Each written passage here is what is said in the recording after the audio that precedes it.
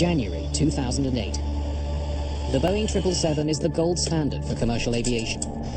For more than 10 years, the plane has logged 2 million flights without a single major accident. Clear to land. But less than 1,000 feet above London's Heathrow Airport, all that changed. Hey, I can't get power on the engines. What do you mean? It's not giving me power. This can't be happening. I thought if I don't do anything, then everybody will die. Mayday! Mayday! Speedbird! Speedbird! Whatever brought down one of the world's most technologically advanced airplanes can't be found at the crash site. And they had the pilots, they had the passengers, they had the aircraft, they had everything there. Except the thing that caused it. That had disappeared, as if by magic. Mayday! Mayday!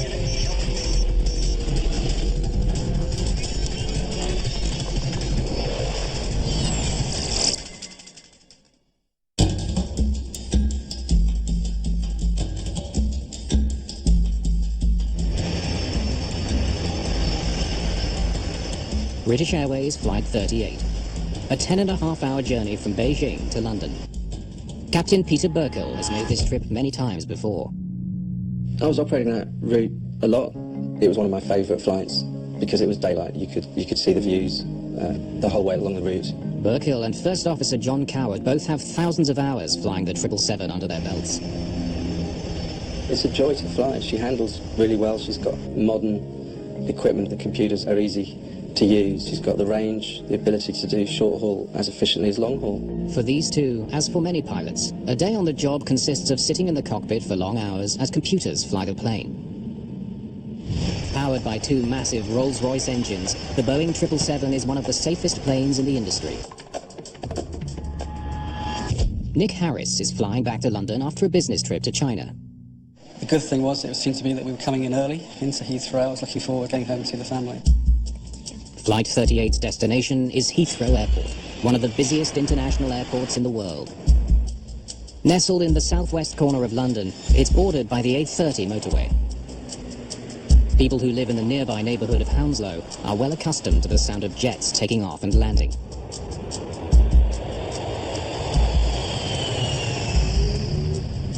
The area's tightly packed houses come into distant view for British Airways Flight 38.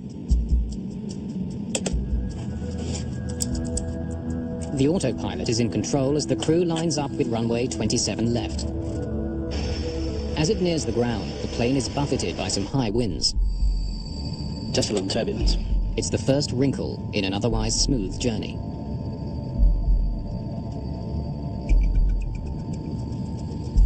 It's not me, that's the auto throttles doing that thing.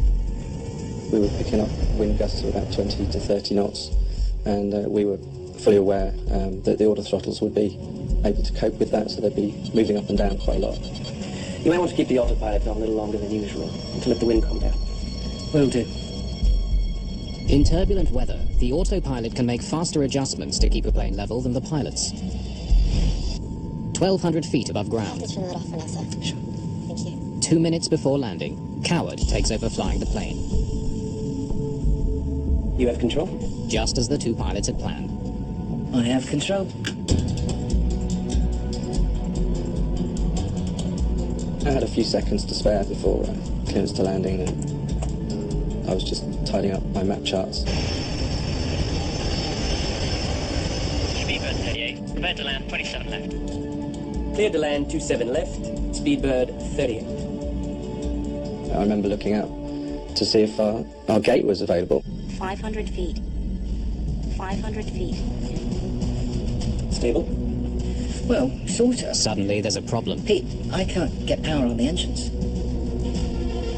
It's not giving me power. What's going on? What do you mean? I was looking at the engine instruments, and they didn't make sense to me because we were asking for full power, but the engine instruments were not giving us any power at all. What's going on? Flight 38 is crippled in the worst way imaginable. Well, it looks like we have double engine failure. With neither engine providing enough power, the jet won't make it to the airport. With 152 people on board, Flight 38 is falling toward London with only seconds until it hits the ground.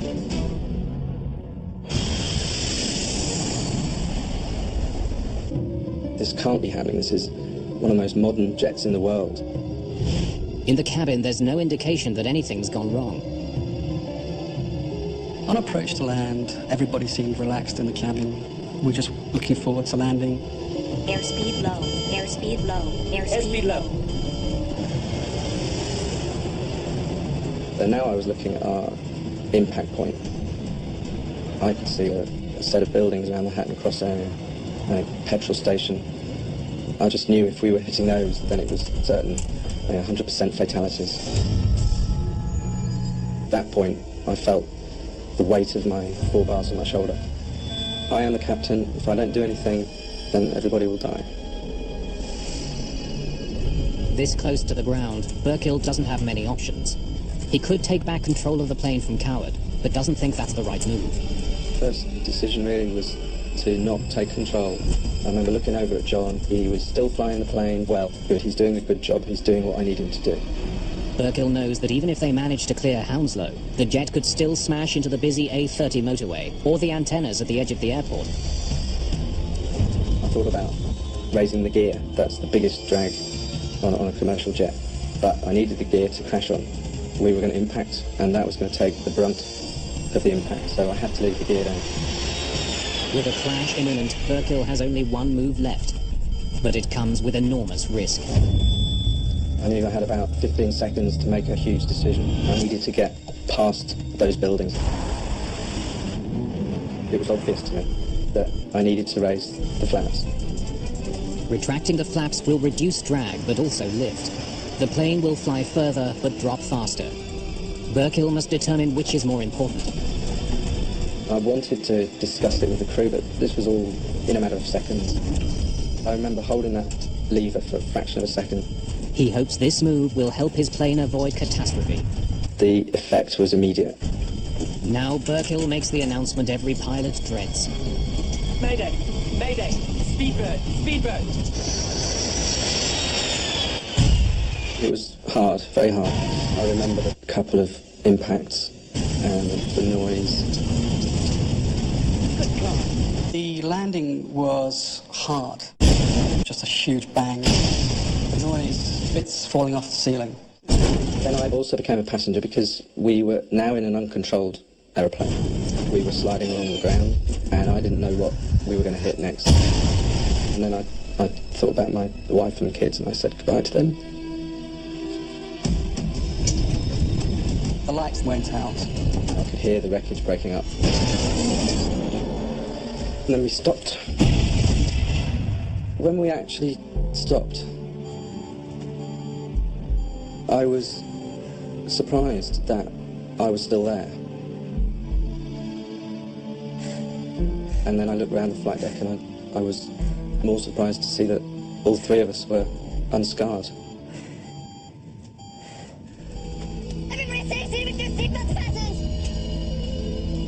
And I quickly became the captain again. The crew switches off the fuel, APU fire switch. hydraulic and electrical systems. Control switches. Cut. Check this complete. I then had to look after my survivors. I thought 20% were dead because this aircraft was broken up. This is an emergency. Evacuate. Evacuate. The air stewardess then took control completely. And as she opened the door, I smelt the fuel. We should hurry. And realised that we need to get off this aircraft. The big danger now is fire. Having survived the landing, passengers could be killed if flames sweep through the jet. Jump! Jump! I left all my luggage and just got myself down the slide. Jump! Let's get out of here. I went through the galley and checked the right-hand aisle, and I was surprised to see nobody there. Despite Burkill's fears, there are no casualties.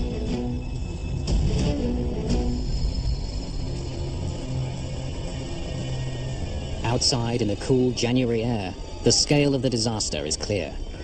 The right wheel had actually been ripped off during the impact. The engines were just sad. They were all ripped apart. The cowlings were ripped off and the engines were half buried. It wasn't an aircraft anymore. I now start to realise that we've been involved in a major accident. I saw the damage to the undercarriage and to the wing. The plane narrowly missed the A30 and the antennas at the foot of the runway. it could have been total devastation. The impact had been on anything other than soft mud and grass.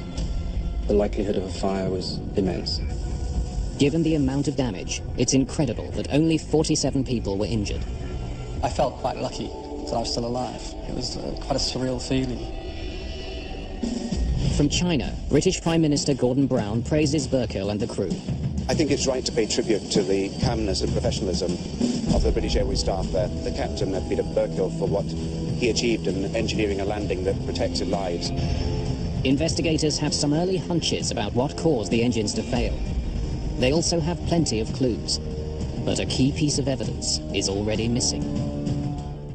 Heathrow's emergency planning swung into action. The crash of British Airways Flight 38 dominates the news. It's the most serious accident at Heathrow in 30 years. Heathrow Airport is a very busy airport.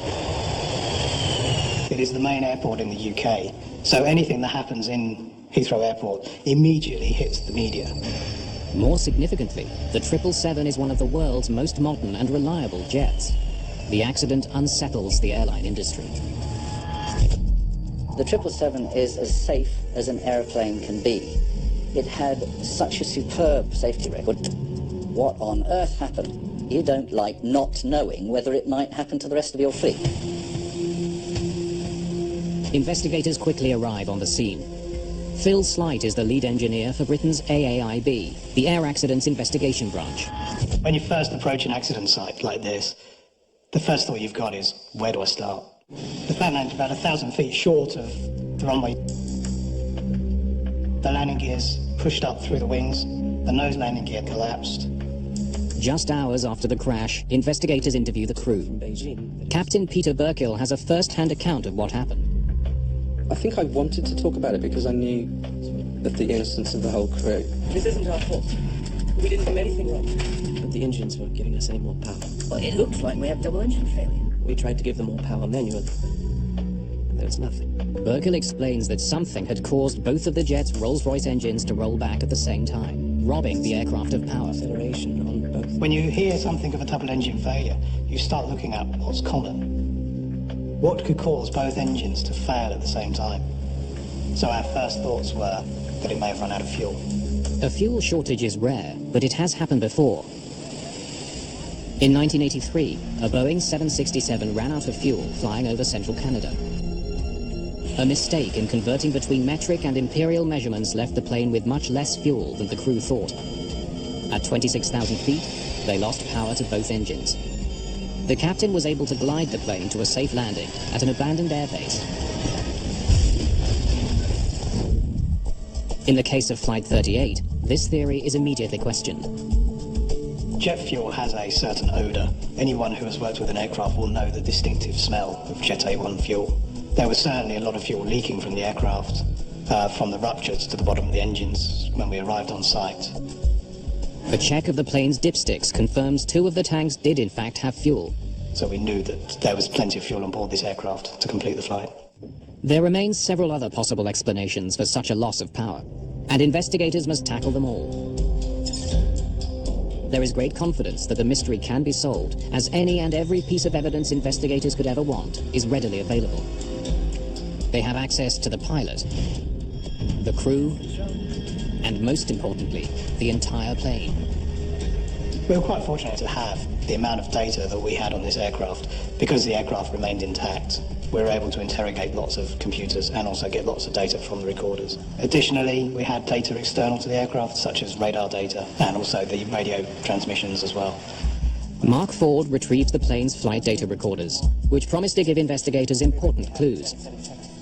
He has another resource, the QAR, or Quick Access Recorder. While the black boxes are in the rear of the plane, the QAR is a data recorder in the front, used mainly for diagnostics. It does have an advantage over the flight recorder, though, in that it has a greater memory capacity and can record additional parameters over and above those available on the flight recorder. You can recover the data from a quick access recorder within a matter of minutes in some cases. Speed, altitude, control settings, cockpit conversations. In all, the various recorders have preserved 1,400 different pieces of data, which should help the investigators close the case. But when they study the QAR, what they find is chilling. The quick X recorder data stopped about 45 seconds prior to the accident itself. Initial thoughts were that there was an electrical problem possibly that had affected not only the QAR but possibly the engines as well. The 777 is one of the latest advances to computer-assisted airplanes. Pilots don't directly control the plane. Instead, their inputs are sent to a computer. Those signals are then relayed to the engines, flaps, and other systems on the aircraft. Pete, I can't get power on the engines. A massive failure of the plane's information systems could explain why the engines stopped working. Perhaps the computers that control them froze. Farnborough is home to the AAIB. The flight data recorder has been sent here for analysis. An electrical problem would be recorded on this device. But interpreting the information will take some time. Time investigators don't have. There are hundreds of 777s landing every day. They need to find answers before whatever brought down Flight 38 strikes again. While they wait, authorities turn their attention to the fuel recovered from the ruined plane.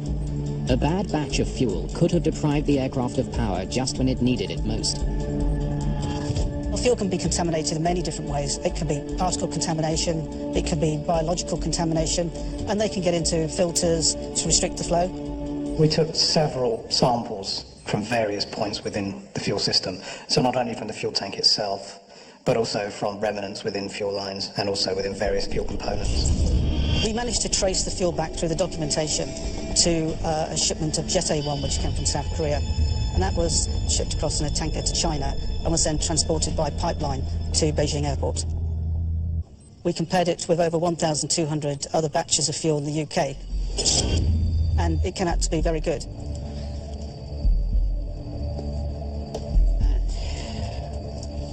Investigators next consider the possibility of a blockage in the fuel tanks. They discover some bizarre evidence. Several small pieces of tape are recovered, along with something else. When we were in the fuel tanks, we did find a few small articles. One of them was a red scraper. The items were likely left over from when the plane was built 7 years ago. But while they're peculiar, there's no indication that any of them played a role in bringing down the plane. Obviously, it's not ideal to find anything within a fuel tank. We obviously looked to see whether this would have had an effect on the fuel flow to the engines. The items were so small, they would not have caused a restriction. As the search for answers continues, a puzzling find surfaces. Less than 3 years before the Heathrow crash, another 777 suffered a serious mid-air problem. After taking off in Perth, Australia, a Malaysian passenger jet was climbing through 38,000 feet, when suddenly the plane's autopilot pitched the nose up and climbed steeply. Calamity was only averted when the pilot took manual control of the jet. They did manage to get it safely back to base. The investigators established that this was a computer problem. British aviation authorities consider that the electronic brain of one of the world's most reliable jets might be faulty.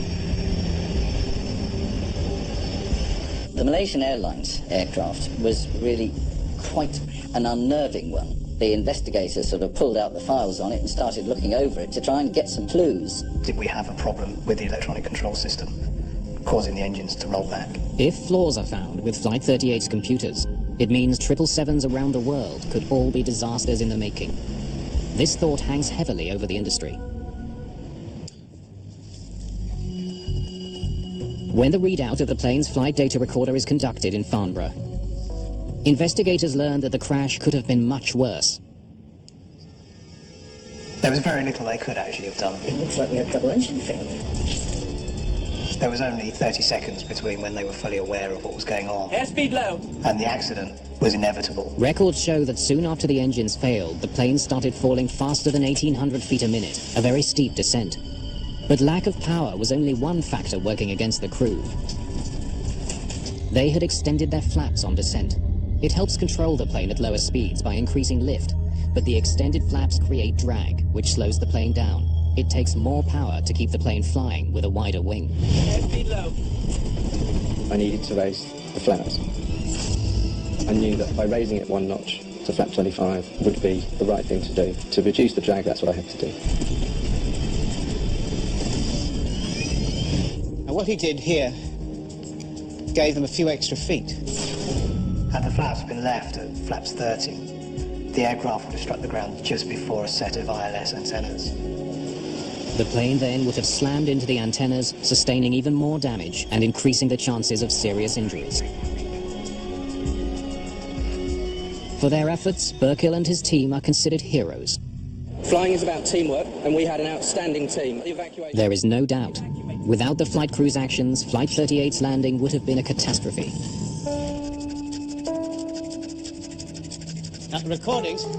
As they continue examining data from the flight data recorders, Continue right to the moment of impact. investigators are no closer to solving the case. Analysis of the flight recorder didn't identify any particular fault with the aircraft electrical system that would have resulted in both engines rolling back. They are at least able to determine why no data was found on the quick access recorder for the last 45 seconds of the flight. It's not an electrical fault, as they first feared. The 45-second delay in the QAR recording was a result of the fact that the QAR doesn't record in real time. It buffers the data and then will record approximately 45 seconds later. With all the information from the plane's various data recorders now collected, investigators have a precise picture of what happened. The jet was on the proper course as it made its approach to land, when things went horribly wrong. At 720 feet, the right engine rolled back. 7 seconds later, the left engine rolled back. The autothrottle attempted to command greater thrust. It's not me, that's the autothrottle. But the engines didn't respond. I can't get power on the engines. While electrical and computer problems are ruled out as causes of the crash, the flight data recorders do point investigators to the likely source of the problem. The two most significant parameters from the quick access recorder were the fuel metering valves. Both those valves indicated that they had opened to their fully open position. The plane's computers were calling for as much fuel from the tanks as possible. The valves were fully open, but not nearly enough fuel was reaching the engines. A plane with plenty of fuel and a working computer system still crash-landed, and investigators can't determine why. They focus on the weather on the day of the accident. It was a very cold air mass over Siberia, so we were aware of the cold conditions, but the flight was expected to be smooth and also quick. The plane's path took them high over Russia. The outside temperature went as low as minus 74 degrees centigrade. It's a potentially dangerous temperature if not monitored closely. In cold air masses, you have to be very aware of the fuel temperatures. When fuel starts to freeze, it produces wax. As the fuel temperature drops, the wax becomes greater within the fuel itself, until it comes to a point where it can no longer flow. We have a fuel temperature gauge on the flight deck, which is monitored at all times, and I personally look at that every time I do a fuel check, which minimum is once an hour. Basically, you don't want to get it below minus 34 degrees centigrade. While they were cold, the temperatures never dipped into the danger zone where the fuel could wax and clog the system. And the fuel temperature increased significantly as the jet approached London. We were coming through 20,000 feet, and I remember seeing minus 20 degrees centigrade, so it had already started to warm up. Another potential cause of the crash is ruled out. Investigators are now running out of possible explanations. And the expectation from the media, and also from aviation experts, was that we would have the answer within days. But there was no comment today about the ongoing investigation. It very quickly became apparent that that would not be the case. They had the pilots, they had the passengers, they had the aircraft, they had everything there, except the thing that caused it. That had disappeared, as if by magic. Despite mountains of data and physical evidence at their disposal, investigators are still unable to say what caused the crash of a British Airways 777 at Heathrow Airport.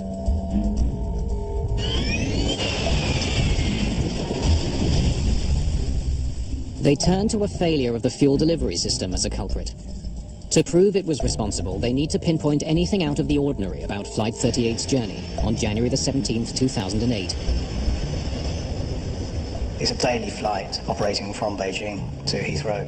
We wanted to work out what was unique about this flight. Why this flight in particular?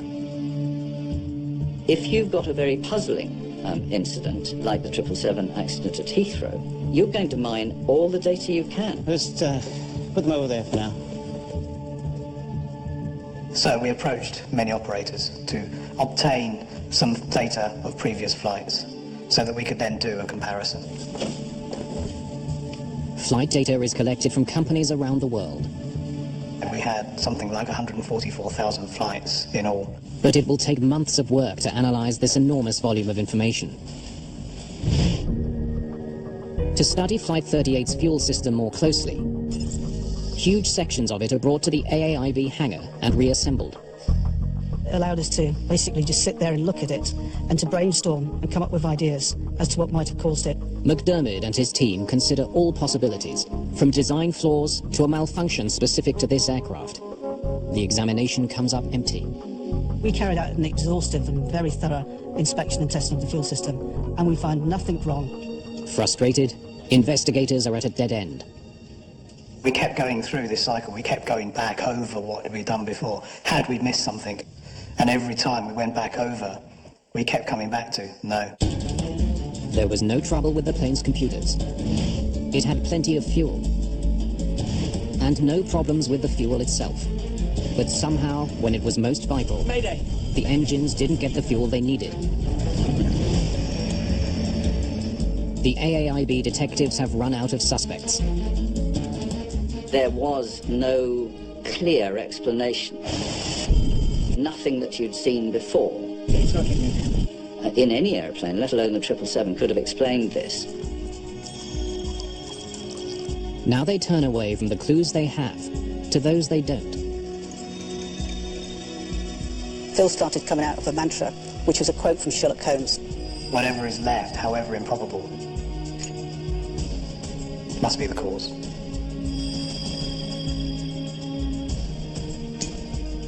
Has to be. In this case, we always kept coming back to what's there, what could have been there that's not there now. And we come back to ice. Suspicion that the cause of the accident was ice grew stronger and stronger. But investigators are faced with a nearly impossible task.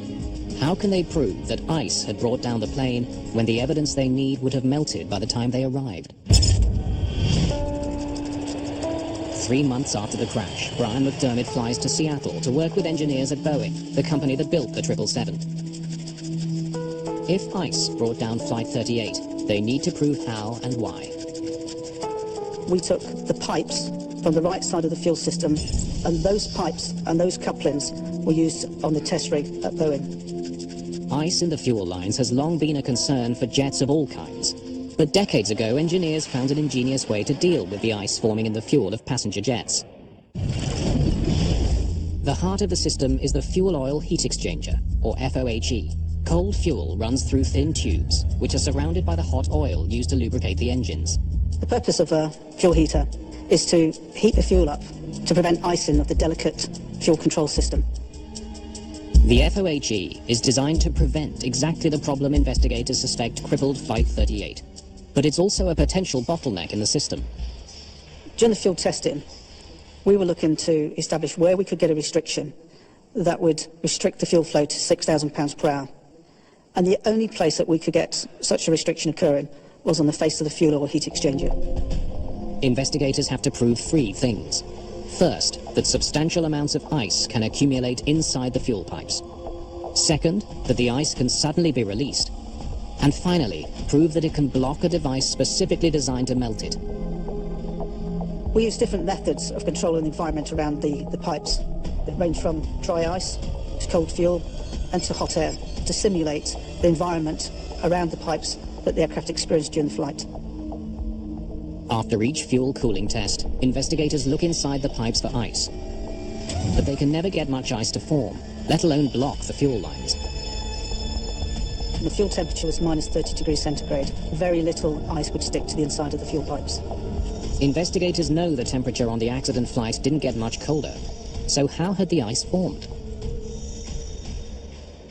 We still hadn't answered the question of where does the ice come from in the first place? And indeed, was it ice? Or was there something else that we'd missed? Surprisingly, when the fuel temperatures are warmer, the breakthrough arrives. If you have water in the fuel, then that water will freeze and form ice crystals. And then when the temperature gets to about minus 20 degrees centigrade, then those ice crystals will start to stick together and will also stick to the inside of the pipes. Below minus 20, any ice crystals in the fuel are too cold to attach to the pipes. But in the sticky range, between minus 20 and minus 8 centigrade, slushy ice forms and sticks to the sides of the fuel pipes. So when we demonstrated that ice could actually build up and grow onto the walls of the fuel pipes, there was a certain amount of surprise as to how much could actually grow. And now we're getting somewhere. Well, the question for us at this stage was, how could that ice come off the pipes? Investigators think they have the smoking gun, Right. but they still can't prove how a small bit of ice could bring down a $200 million plane. They continue analysing thousands of comparative flights to see what made Flight 38 unique. But after 7 months, they still can't crack the case. From 35,000 Rolls-Royce powered flights, it was less than 1% that had the same features as the accident flight. Then, on November the 26th, 2008, more than 10 months after the crash, the importance of finding an answer is underscored when the elusive culprit strikes again. Another 777 runs into trouble 39,000 feet above the United States, when one of its engines simply stops working. Fortunately, in that case, the engine recovered and the aircraft landed safely at Atlanta. Even though it didn't result in an accident, it reinforces concerns that there's a potentially dangerous flaw on every 777 around the world. The incident captures the attention of the British Airways crash investigators. The Delta Shanghai flight really was investigated with huge interest. The engines were Rolls-Royce engines of the same type. So they immediately went looking for evidence of the same problem. And in fact, they do find important similarities between the Delta airliner and British Airways Flight 38. The aircraft had operated a long sector from Shanghai in China to Atlanta. The fuel temperatures were within the sticky range that we had defined during the research. We were able to see that the reaction of the engine was very similar to that of the 777 at Heathrow. Later examination of the Delta flight shows no evidence of any electronic, mechanical, or fuel system problems, strongly suggesting that the culprit was indeed ice. When we heard about the Delta flight, we were more convinced than ever that we were on the right track. McDermott and the investigators at Boeing in Seattle continue their testing. It's been a year since the accident, and the problem hasn't been found or fixed. They've run hundreds of simulations and spent millions of dollars. They still can't get the ice in the fuel lines to clog the fuel oil heat exchanger and cause the kind of blockage that brought down Flight 38.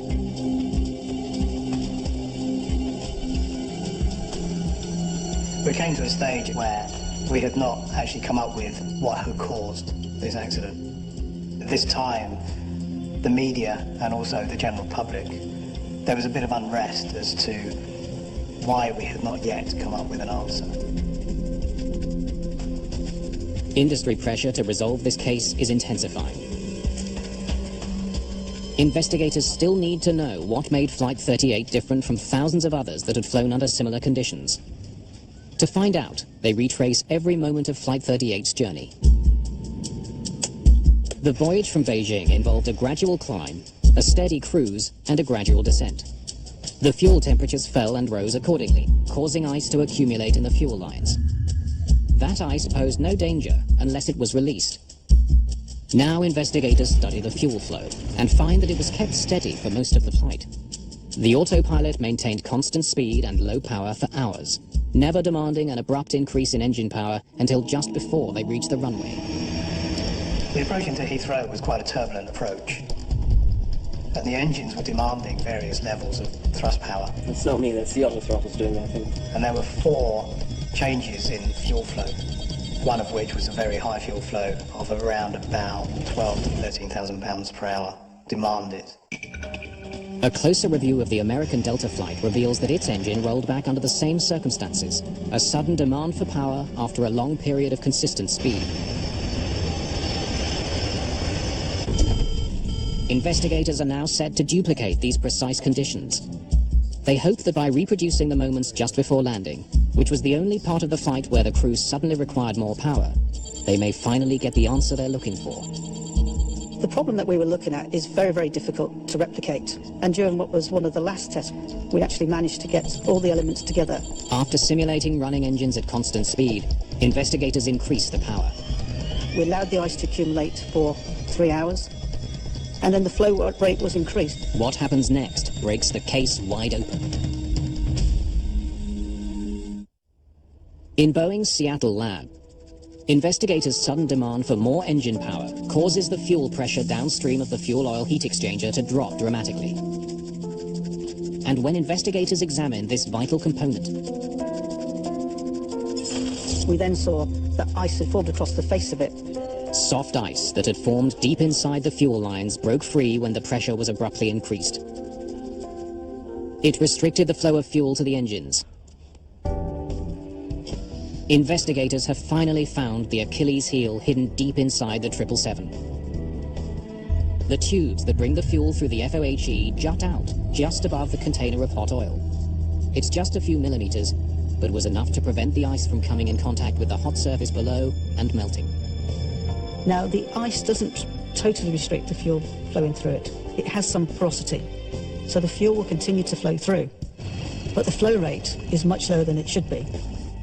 In all of the tests, only one gave investigators the result they were looking for, the one that exactly matched the journey of Flight 38. While the plane flew over Russia, water in the fuel turned to ice. At -20, it began to build up along the inside of the pipes.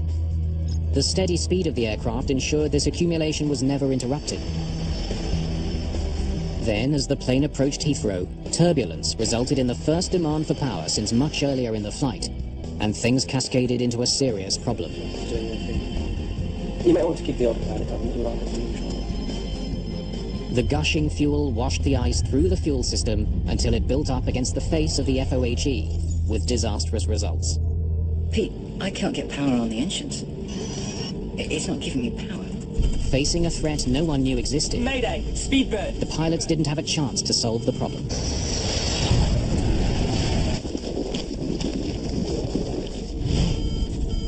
But why had the American Delta crew been able to clear the blockage, while the British Airways flight ended in near catastrophe? It's discovered that after just a few seconds of reducing engine power to idle, the blockage in the FOHE clears. But this maneuver was not available to the British Airways pilots because they were so close to the ground. Soon after the Seattle tests, Rolls-Royce redesigned the fuel oil heat exchanger. So what Rolls-Royce did was to actually remove those protruding tubes so you now have a flush face. And they found that if they flattened this surface, even if ice crystals did form in the fuel, they'd go straight down the holes in the block. Very, very easy fix. Other aircraft manufacturers are ordered to ensure that their systems aren't vulnerable to the same problem. Peter Burkill, John Coward and the rest of the crew of Flight 38 received the British Airways Safety Medal for their performance during the accident. It's the company's highest honour. Crew have been presented with an unprecedented failure, and they did the best they could in the time that they had available. The crew did as good a job as they could, and since they really only had about 30 seconds to think about what they were going to do about this, they couldn't have done any better than they did. The ice that brought down one of the world's most sophisticated airplanes was gone by the time investigators showed up. Weird thing about this investigation was that the culprit had fled the scene. The inquiry into what happened consumed thousands of hours of manpower and cost millions of dollars. These people really pulled out the stops to find out. And the reason? We have to know. With unrelenting diligence and a little inspiration from Sherlock Holmes, the mystery was finally solved. Whatever is left, however improbable, must be the cause.